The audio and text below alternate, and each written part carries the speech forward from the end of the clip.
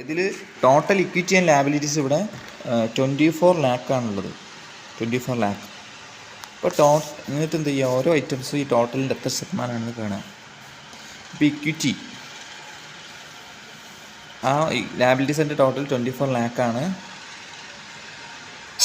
ഇക്വിറ്റീൻ്റെ amount 6 lakh. അതായത് total 24 lakh equity and liabilities ഉണ്ട്. അതിൽ 6 ലാക്ക് ഇക്വിറ്റിയാണ്, ഇക്വിറ്റി ഷെയറാണ്.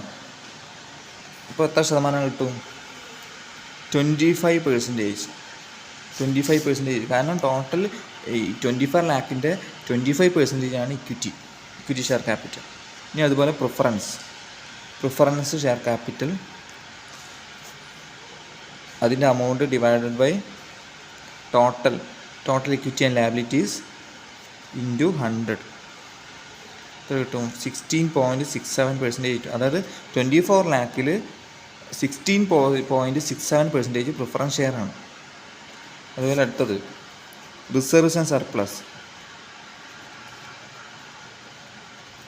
സർപ്ലസ്. ഇവിടെ എത്രയുള്ള എമൗണ്ട്? 2 ലാക്കാണ്. 2 ലാക്ക് ഡിവൈഡഡ് ബൈ ഈ ടോട്ടൽ 24 ലാക്ക് ഇൻറ്റു 100 ചെയ്ത് എത്ര കിട്ടും? 8.33 കിട്ടും. അതുപോലെ തന്നെ ഓരോ ഐറ്റം സെക്യൂർഡ് ലോൺസ്, ഈ ടോട്ടൽ അതായത് സെക്യൂർഡ് ലോൺസിൻ്റെ എമൗണ്ട് 4,80,000 ആണ്. അത് ഡിവൈഡഡ് ബൈ ടോട്ടൽ ഇൻറ്റു 100, അതായത് 20% കിട്ടും. അതുപോലെ അൺസെക്യൂർഡ് ലോൺ ഈ 2,20,000 ഡിവൈഡഡ് ബൈ 24 ലാക്ക് ഇൻറ്റു 100 അത് കിട്ടും 9.17. അതുപോലെ സൺഡ്രി ക്രെഡിറ്റേഴ്സ് ടോട്ടൽ ലാബിലിറ്റീസ് എത്രയാണ്? 24 ലാക്കാണ്. അപ്പോൾ സൺഡ്രി ക്രെഡിറ്റേഴ്സിൻ്റെ എമൗണ്ട് ഡിവൈഡഡ് ബൈ ഈ ടോട്ടൽ ഇൻറ്റു 100. ബിൽസ് പേയബിൾ അതുപോലെ തന്നെ 2,40,000 divided by 24 lakh into 100. Provision for ടാക്സും 60,000 ഡിവൈഡഡ് ബൈ ടോട്ടൽ ഇൻറ്റു 100. അതുപോലെ അസറ്റ് സൈഡിലെ ഐറ്റംസിനെയും എന്ത് ചെയ്യുക, ഇതുപോലെ ഓരോ item divided by total into 100 ചെയ്തിട്ടാണ് ഇവിടെ ഈ ഓരോ പെർസെൻറ്റേജും കിട്ടണത്. ഈ ടോട്ടൽ 100% കിട്ടണം. രണ്ട് സൈഡ് കണ്ടില്ലേ? അതായത് 24 ലാക്ക് 100% ആയിട്ട് എടുക്കുക. അപ്പോൾ അതിലെ ഓരോ ഐറ്റവും എത്ര ശതമാനമാണ്?